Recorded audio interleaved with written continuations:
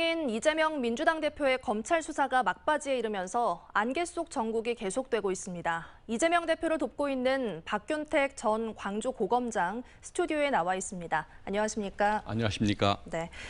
지금은 검찰을 나와서 변호사로 이재명 당대표를 돕고 계신데요.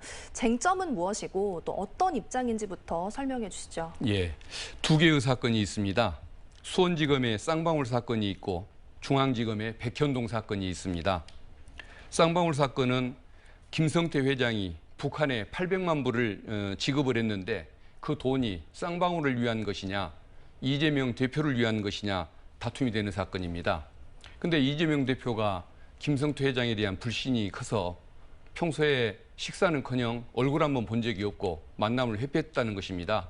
그리고 송금 이후에 문자 하나 보낸 적이 없었기 때문에 저는 이재명 대표의 말이 맞다고 그렇게 생각을 하고 있습니다. 그리고 백현동 사건의 경우에는 한국식품연구원 부지를 녹지에서 준주거지로 바꿔준 건인데 이렇게 용도를 변경해 준 다음에 왜 민간 개발 사업에 함께 참여해서 이익금을 나눠 먹지 않았느냐. 네. 이게 공격의 포인트인데 이미 53%나 되는 땅을 기부 체납을 받았습니다.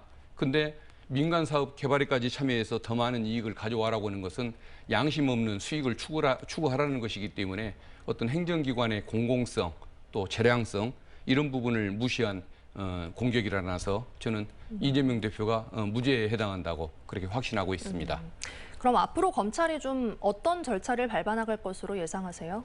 지금 보이는 검찰의 행태라든가 언론에 흘리는 내용들을 보면 두 건을 병합해서 구속영장을 청구할 가능성이 많은 걸로 보여집니다. 근데 2년 가까이 한 사람을 상대로 3개의 검찰청이 나서서 300건이 넘는 압수수색을 하면서 강도 높은 수사를 했는데 지금 인멸할 증거가 어디 있다고 굳이 구속영장을 청구하겠다는 것인지 저는 개인적으로 수긍을 못하겠습니다. 또 국회 체포동의안 표결을 두고도 여러 가지 경우의 수가 나오고 있는데요. 어떻게 전망하십니까? 평소 의원님들 사이에서 불체포 특권을 포기하자는 목소리가 높았습니다. 그런 점에 비춰보면 통상의 사건의 경우에는 당연히 가결이 됐을 가능성이 높았을 텐데 이건 좀 특수한 사정이 있지 않습니까? 제1야당 대표를 상대로 표적 수사를 또 과잉된 수사를 계속 보여왔고 수사 과정도 어떤 검찰이 정치적인 행태를 많이 보여왔습니다. 그러다 보니까 야당 의원님들이 여기에 대해서 뭔가 견제를 해야 한다라는 이런 목소리가 높은 것 같고 그런 거 정서를 반영을 해서 결정한다고 치면은 이번에 당연히 부결을 시키지 않을까 그런 생각을 예측을 해보고 있습니다.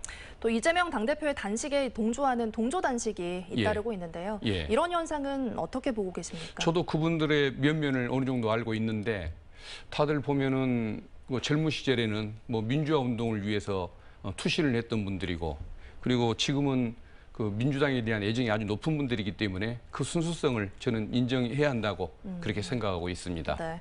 또 변호사님 역시 광주 고검장 출신으로 고검장을 지내셨습니다. 예. 검찰총장 출신의 윤석열 대통령의 국정 운영 어떻게 평가하시는지 궁금합니다. 검찰 내에 있을 때 최고의 검찰주의자로 불렸던 분이 윤석열 그분인데 대통령이 되고 나서 표적 수사로 내정을 이끌어가는 모습 그리고 1980년대식의 반공정신으로 국제관계를 이렇게 이끌어가는 모습을 보면은 어떤 검사로서의 한계를 벗어나지 못하는 그런 인물 같습니다. 근데 평소 스타일에 비춰보면은 앞으로도 저는 전혀 변화할 가능성은 없다고 봅니다.